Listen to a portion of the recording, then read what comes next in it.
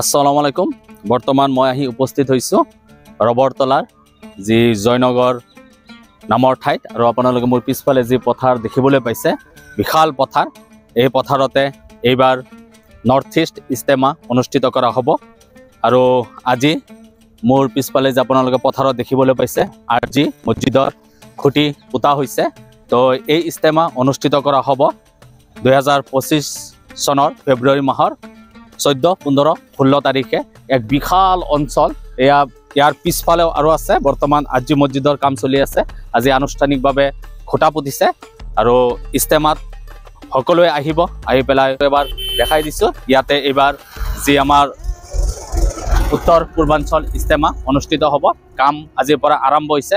আৰজি মছজিদৰ খুঁটা পোতা হৈ গ'ল আৰু এইফালে জেচিবিয়ে কাম কৰি আছে। ট্ৰেক্টৰ লগাই পেলাই মছজিদৰ কাম আগতে ক্লিয়াৰ কৰা হ'ব, তাৰপিছত ইস্তেমাৰ কামখিনি আৰম্ভ কৰা হ'ব। মুঠমাৰ আজিৰ পৰা কাম আৰম্ভ হৈছে। আজি মই আহিছোঁ আনুষ্ঠানিকভাৱে আজি যি আৰজি মছজিদৰ যি খুঁটা পোতা হৈছে।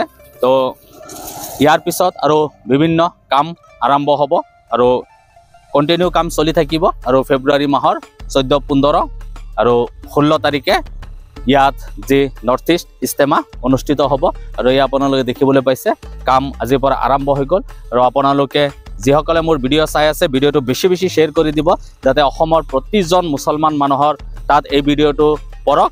ইস্তেমা বুলি ক'লে আমাৰ ইছলাম ধৰ্মীয় লোকসকলৰ কাৰণে ধৰ্মীয় এটি সভা বুলিয়ে ক'ব পাৰিব, য'ত লাখ লাখ মুছলমান মানুহ আহি একত্ৰিত হ'ব। আৰু মই এতিয়া আৰজি মছজিদৰ কাম য'ত হৈ আছে তালৈকে যাম, আপোনালোকক গোটেইখিনি দেখাম।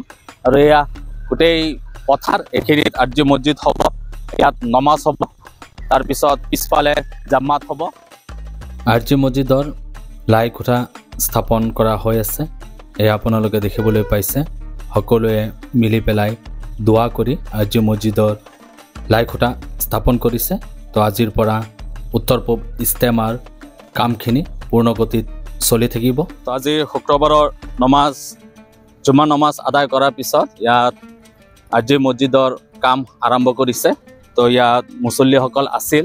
এতিয়া আবেলি সময়, তো মই আহি পালোঁ আৰু এয়াই আপোনালোকে যাকফালে দেখিবলৈ পাইছে এক বিস্তীৰ্ণ পথাৰ। ইয়াতে হ'ব এইবাৰ যি উত্তৰ পূব ইস্তেমা আৰু সেই আগফালে যি বাঁহৰ জাৰখিনি দেখি আছে ইয়াৰ পিছত হ'ব ইস্তেমাস্থলী, এক বিশাল ডাঙৰ অঞ্চল। আৰু আজিৰ পৰা আনুষ্ঠানিকভাৱে এই ইস্তেমাৰ কাম আৰম্ভ। আৰজি মছজিদৰ খুঁটা ইতিমধ্যে স্থাপন কৰা হৈছে।